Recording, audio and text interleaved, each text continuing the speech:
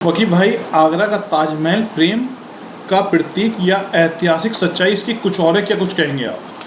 नहीं, आगरा का ताजमहल जो है वो भारत की शान आन बान शान है और पूरी दुनिया में हमें इस ताजमहल से इज़्ज़त मिलती है।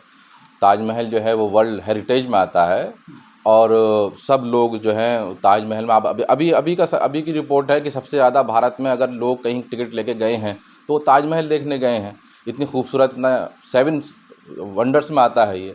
और ताजमहल के अंदर देखिए बात यह है कि जो भी एक ऐसा माहौल तैयार करा दिया गया है कि जो भी चीज़ मशहूर है या मकबूल है और पूरी दुनिया में जानी पहचानी जाती है उसको विवादित कर दिया जाए।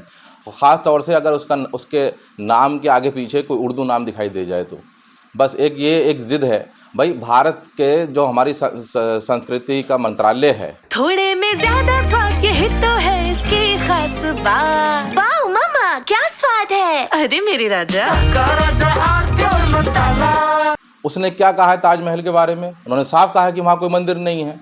एएसआई की रिपोर्ट है कि उसमें कोई मंदिर नहीं है, ताजमहल के किसी मंदिर की जगह पे नहीं बनाया गया है। आगरा की कोर्ट में बाकायदा 2015 में किसी ने केस डाल दिया था। वहाँ पे भारत सरकार ने और एएसआई ने बाकायदा लिखित रूप में कहा है कि ताजमहल के पास कोई मंदिर नहीं है। ताजमहल जो है एक मकबरा है जो शाहजहाँ ने बनवाया था अपनी बीवी की याद में, अपनी पत्नी की याद में, मुमताज़ की। तो ये बार बार ये विवाद खड़ा करना, ये तो हमारे देश को कमज़ोर करने वाले लोग हैं। परेश रावल की जो फिल्म आ रही है उसमें जो कुछ दिखाया गया है, जो रिलीज जो करा है उन्होंने, इसका प्रोमो एक फ़ोटो जारी किया गया है, उसमें कुछ दिखाया गया है जिसमें इसको लेकर क्या कुछ कहेंगे?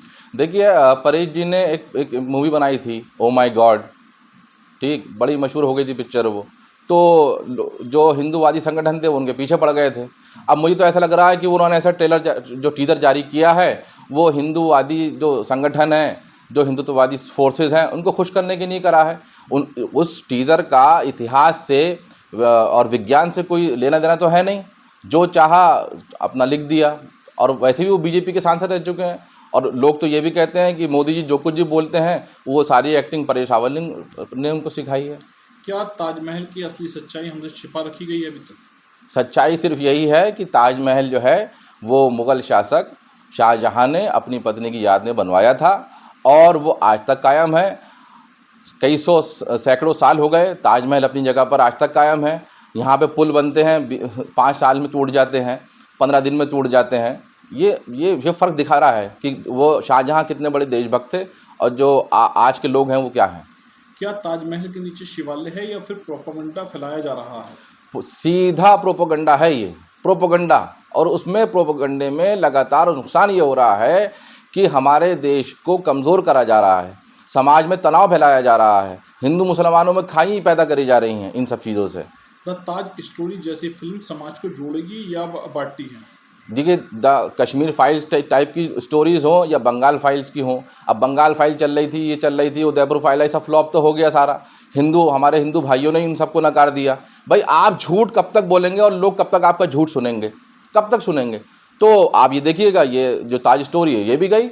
बार बार फ्लॉप होने के बाद भी ऐसी फिल्में आखिर बना क्यों रहे हैं लोग? वो उनका एक हिंदुत्ववादी एजेंडा है जो आरएसएस से बहुत प्रभावित है और वो चाहते हैं कि इस देश को हिंदू राज बना दिया जाए। तो अगर इनका बस चले तो ये तो ताजमहल के ऊपर क्या, ये तो हर चीज, हर बिल्डिंग के ऊपर भगवा रंग पोत दे। कुछ तो सस्ता लो, सब बढ़िया लो, इसमें क्या खास बात है। थोड़े में ज़्यादा स्वाद यही तो है इसकी खास बात।